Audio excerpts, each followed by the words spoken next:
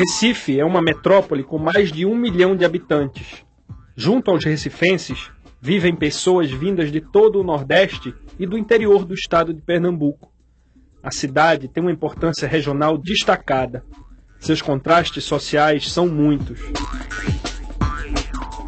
Em meados do século XVI, Recife começou a existir como um povoado onde moravam pescadores, marinheiros e alguns comerciantes. Até hoje, a cidade é conhecida como cidade portuária. Aqui é a região do Porto do Recife. Está aqui numa área bem central, bem interessante da cidade. Tudo se concentra aqui, no centro do Recife, no Porto. O Porto é um ponto estratégico na história do Recife. Pelo Porto chegaram e saíram colonizadores, escravos e mercadorias. E muitas outras pessoas, personagens e influências culturais que fizeram da capital pernambucana a cidade que vamos conhecer nesse programa.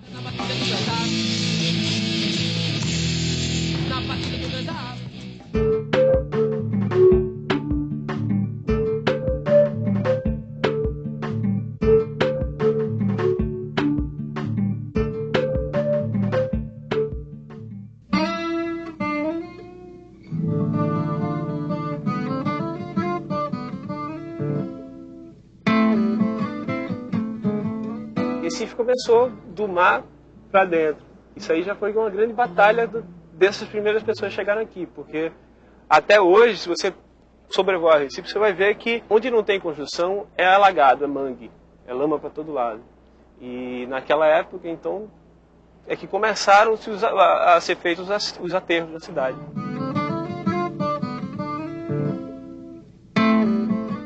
O que eu conheço de antigo da cidade era justamente através de ilustrações, de pinturas. A gente tem muitas ilustrações aí e se tem um pouco a ideia do que era. No início do século XVI, o crescimento do comércio de pau-brasil, realizado pelos portugueses, despertou a ambição de outras nações europeias.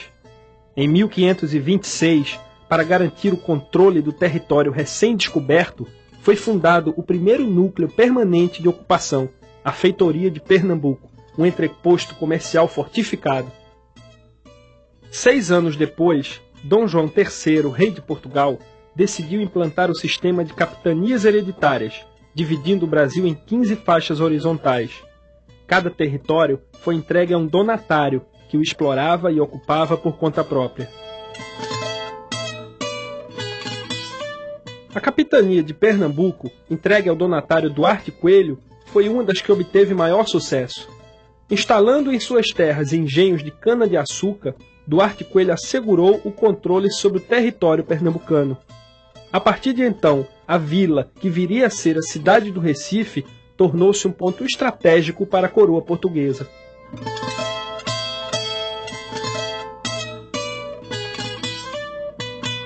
O Porto, nesse primeiro momento, nos primeiros séculos da história da cidade, ele foi fundamental para o crescimento, para o enriquecimento da cidade, para as perdas da cidade, e também para a entrada dos estrangeiros invasores.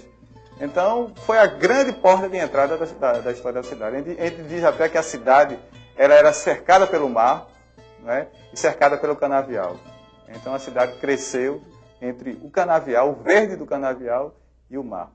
Aqui, a cidade começou, temos aí ainda em bom estado de conservação, prédios bem antigos.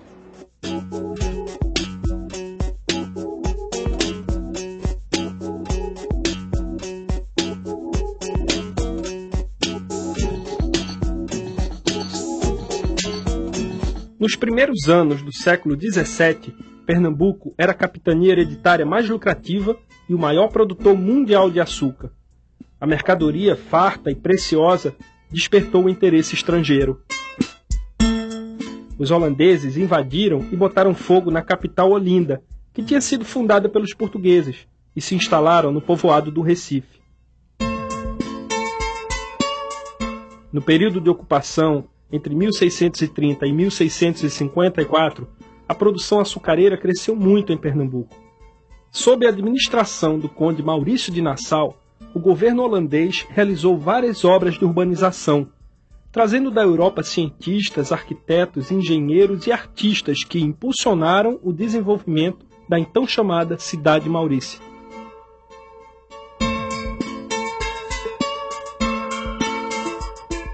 Os holandeses aqui passaram pouco mais de 20 anos. Maurício Nassau passou apenas 7. E isso está na memória do povo. A população se refere a Nassau, se refere ao período holandês em Recife, com um orgulho, com uma familiaridade tão grande que, por vezes, parece que o cara teve aqui a coisa de 100 anos atrás, ou 80 anos, que foi uma coisa recente.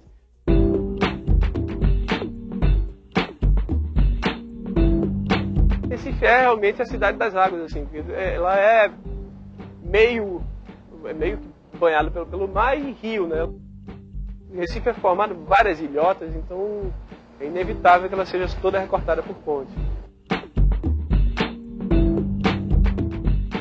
Portugueses e holandeses tinham diferentes concepções de ocupação urbana. Os primeiros colonizadores construíram uma vila sobre as colinas de Olinda. Seu casario, ladeiras e arruamento ainda lembram a Lisboa de Portugal. Os holandeses preferiram ocupar a área próxima à região do Porto do Recife, que tinha uma topografia semelhante à do seu país de origem.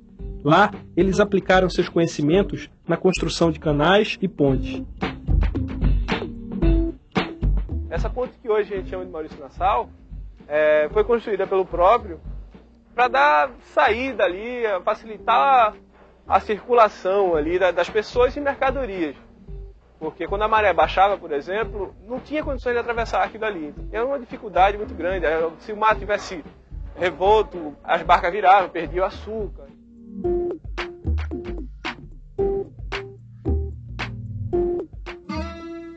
A principal característica do governo holandês foi o domínio e o convívio com as águas. Por meio disso, eles puderam ocupar a cidade do Recife entre 1630 e 1654 e controlar a riqueza produzida pelo açúcar. Tempos depois, os holandeses levaram para as Antilhas o método português de funcionamento dos engenhos de açúcar, quebrando o monopólio de Portugal sobre a produção mundial do produto. Ao longo do século XVIII, e depois de mais de 100 anos de hegemonia absoluta, a nobreza do açúcar pernambucano experimenta a perda de poder de forma lenta, mas contínua. A concorrência estabelecida pelo ouro branco das Antilhas levou o preço da arroba da cana-de-açúcar a quedas vertiginosas. Os negócios do açúcar, aos poucos, deixaram de ser a única fonte econômica da capitania hereditária mais rica do Brasil. Os comerciantes portugueses de gado e algodão enfrentaram os senhores de engenho e foram se firmando no controle da economia. Abre-se no Recife um período de importantes revoltas sociais. Era a grande luta entre os comerciantes que estavam em Recife, inclusive controlavam a riqueza, e a aristocracia canavieira que se encontrava mais em Olinda. Então existia até uma disputa também por espaço econômico, né? Olinda seria a devedora e Recife seria o credor. Este conflito, ocorrido em 1710, dá autonomia à cidade do Recife e é conhecido como Guerra dos Mascates. O pernambucano ele é conhecido como um povo muito lutador, então várias revoltas e batalhas aconteceram aqui. A Revolução Praieira, a Batalha dos Mascates, e várias outras aqui, a expulsão dos holandeses também, aqui no Monte Guararapes, é um marco histórico.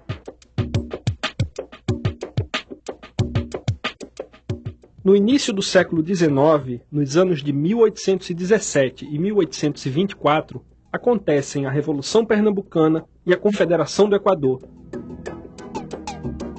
A primeira reivindicava a independência com relação à coroa portuguesa. A segunda, após a declaração da independência do Brasil, lutava contra o autoritarismo do governo de Dom Pedro I. Havia também forte influência maçônica no movimento. Ambas as revoltas foram sufocadas, mas fortaleceram os ideais da Revolução Francesa de combate às injustiças e desigualdades sociais. Entre os revoltosos mais ilustres da Confederação do Equador estava Frei Caneca. Com a rebelião controlada pelas forças do governo, ele foi condenado à morte e fuzilado publicamente. Acho que o Frei Caneca ele lança com as suas ideias e com sua luta já ideias que se aproximam muito desse entendimento que a gente tem hoje de democracia, né?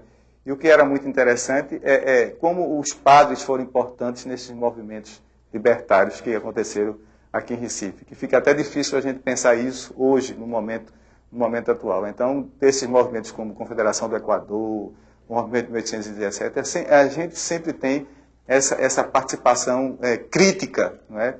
Esse envolvimento em termos até de ação do Frei Caneca.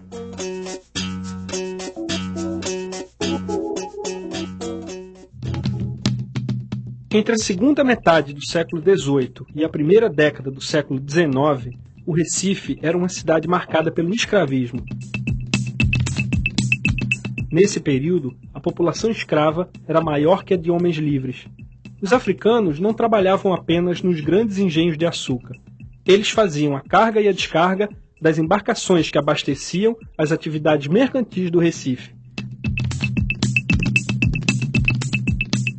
A escravidão urbana era tão intensa quanto a rural. E a questão da escravidão até hoje também é essa questão da história que a gente viveu e da memória que a gente construiu em cima dessa história.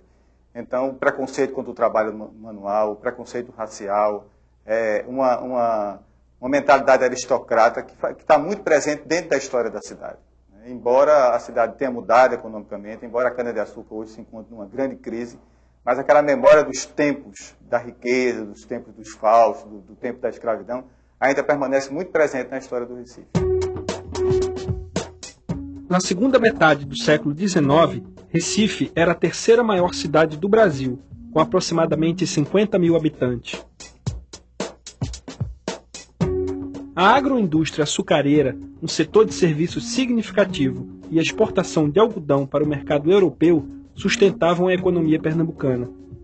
É nesse período que a cidade passa por importantes mudanças na vida social e urbana. A população escrava diminui e os serviços públicos se modernizam. Em 1870, é aberta a estrada de ferro Recife-Olinda-Beberibe. Alguns anos depois, são inaugurados os serviços telegráfico e de telefonia manual. O Recife se preparava para entrar no século XX, com todas as conquistas e contradições sociais que lhe marcaram o período imperial.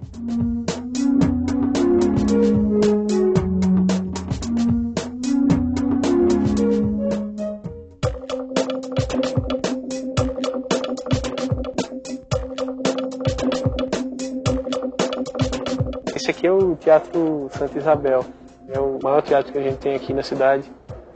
Um teatro bem bonito e acho que ele marca mesmo essa formação aqui da nossa cidade, com essa característica de ter tantos elementos e tantas culturas, tradições envolvidas. Um projeto do engenheiro francês, Voltier, tem mais de 150 anos. Bom, e é um dos cartões postais mais bonitos aqui da cidade.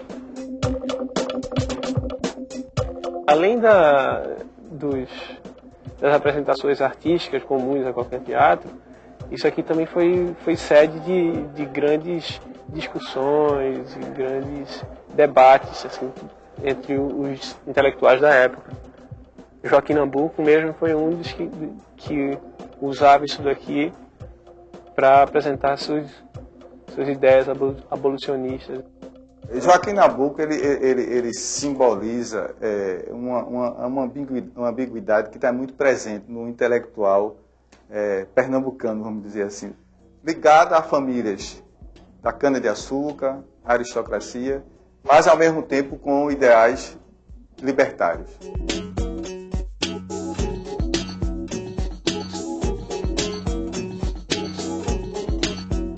Em relação às imagens que nós temos aqui da cidade, novas ou antigas, isso tem uma importância muito grande para a gente estar conhecendo o nosso passado, conhecendo o nosso lugar, né? O que o Franz Post fez aqui, muitos hoje continuam fazendo com outras tecnologias. Hoje a gente não faz mais no lápis, não é mais na aquarela e tal, mas está fazendo ainda registro fotográfico disso aí. Teve uma série de fotógrafos aqui que começaram a fazer essa história, esse registro aí que é tão importante para a gente. O Benício é um deles, né? Que é um cara que marcou a história da cidade, assim, por conta desse trabalho dele, voltado para o Rio, para as pessoas, para a cidade, para o dia a dia. O trabalho dele está entre 1890, 1880 até 1950. Então, é um período bastante grande e com um acervo aí bem importante, bem vasto aí da cidade.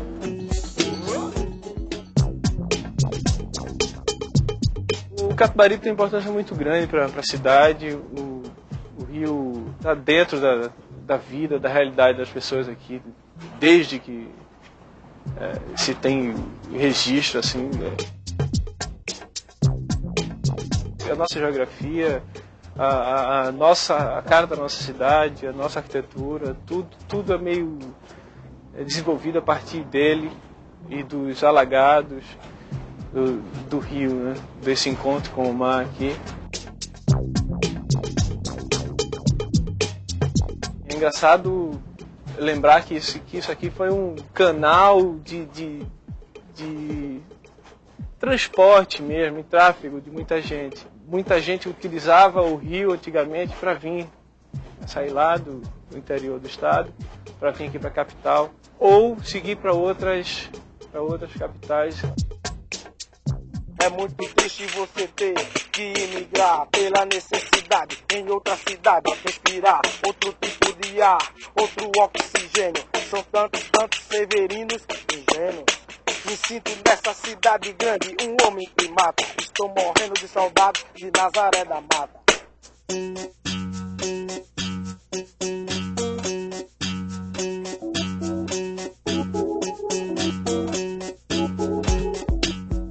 Como bem descreveu o geógrafo Josué de Castro, o rio Capibaribe comanda a vida das pessoas que vivem nas suas margens.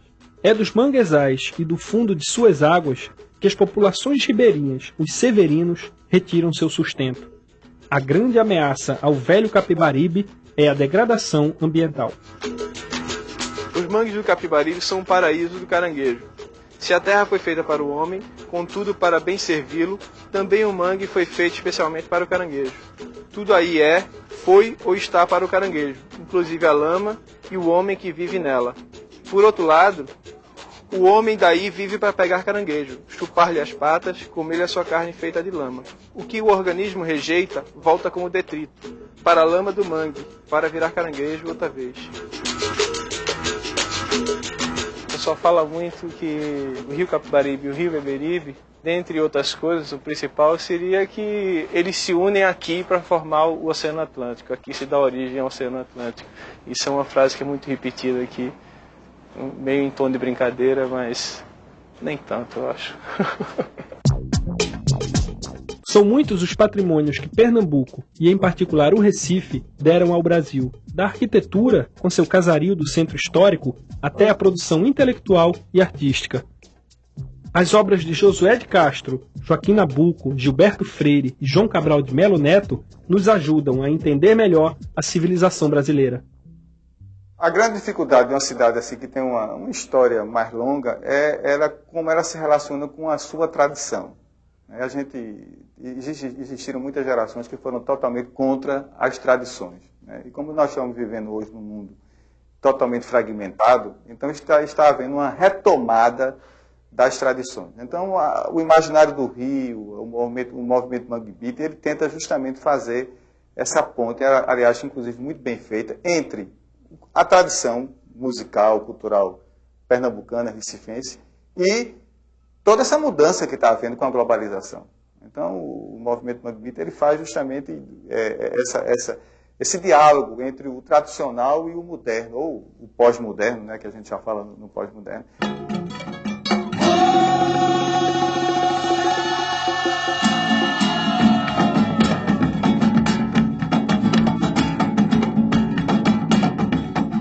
A relação da cidade com o meu trabalho foi muito importante nisso, porque eu vi que eu fotografando essas pessoas, que de certa forma são a minha imagem também, fotografando esse lugar, é que eu estou me achando e estou me apresentando através do meu trabalho. A partir do momento que eu vi isso daí, para mim foi um salto incrível assim, que eu dei para me reconhecer nas coisas, me reconhecer aqui nesse lugar, nessa cidade e nessas pessoas daqui, que vivem aqui. E nessa história tão interessante aqui, uma história da formação da cidade, da formação do Recife. A história do Recife tem no Cais do Porto um de seus grandes cenários. Ele é um símbolo da formação da sociedade e da cultura do povo pernambucano. O Recife é uma das metrópoles brasileiras que estabelece um forte diálogo com o passado e com outras culturas. As marcas desses encontros e desencontros estão no seu patrimônio arquitetônico, nas suas manifestações culturais, na pobreza e na riqueza de sua gente. O Recife e os recifenses têm muitas outras histórias para contar.